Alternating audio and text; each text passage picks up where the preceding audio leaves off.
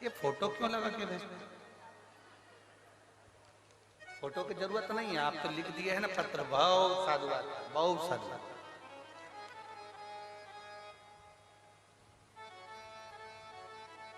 शिव तत्व है, एक अविरल भक्ति, एक विश्वास, एक दृढ़ता, एक भरोसा आपका शिव के प्रति हो। जब जागृत होगा तो शिव मिलेगा। ब्रह्मता में शिव नहीं मिलता कभी। आडंबर में, अंधविश्वास में पड़ गए, शंकर नहीं मिलेगा। अंधविश्वास, कोई कुछ कह दिया तुमने मान लिया। आप पढ़ो ना, शास्त्र पढ़ो, वेद पढ़ो, पुराण पढ़ो, पढ़ो।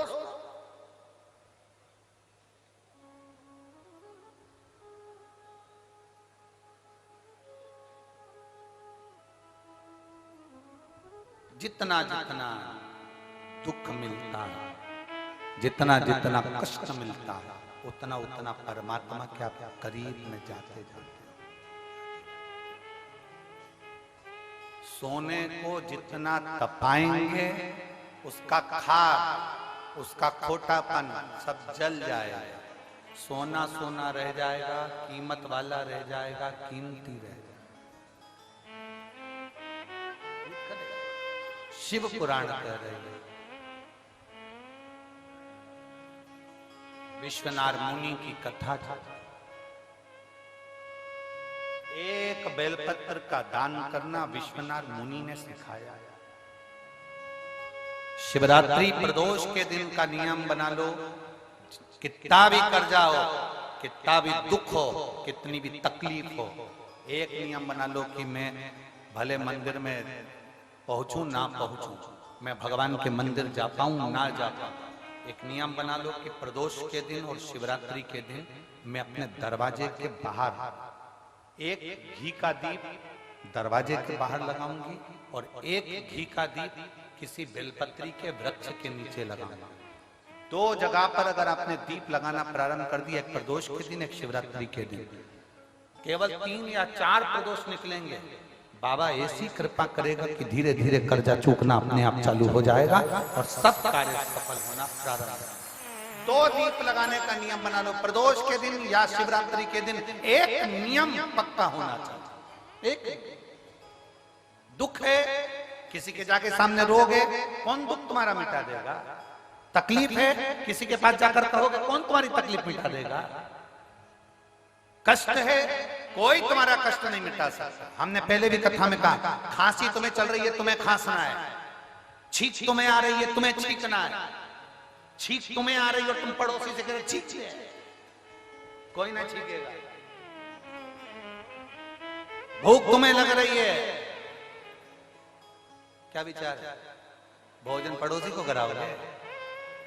भूख तुम्हें लग रही है और तुम पति से कह रही समोसा खा जा, कचौड़ी खा जा।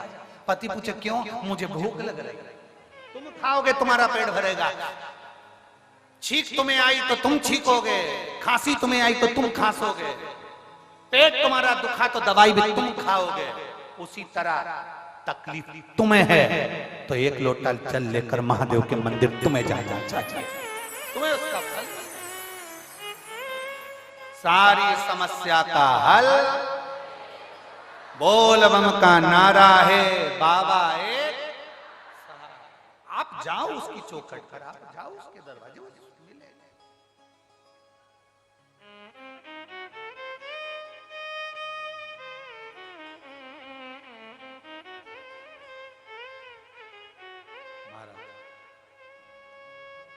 जिसने जान लिया उसको शिव मिल गए, जो नहीं जान पाया उसको शंकर नहीं मिले।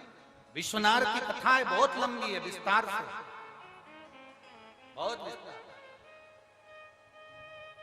आज इस कथा को पूरा नहीं कर पाएंगे, कल की कथा में इसको पूरा करेंगे।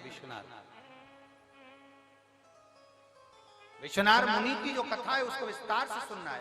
इसी विश्वनाथ मुनि की कथा में 3 चीजें बड़ी विशेष आई है, एक धतूरे की, एक बेलपत्र की और एक आंख का फूल। जानते हो ना सब लोग, आंख आंकड़े का पुष्प। कई लोग वो संतान की प्राप्ति के लिए आंख की जो जड़ बांधते हैं, उसका कथा इस क्रम में आती है, उसको कल श्रवण करेंगे।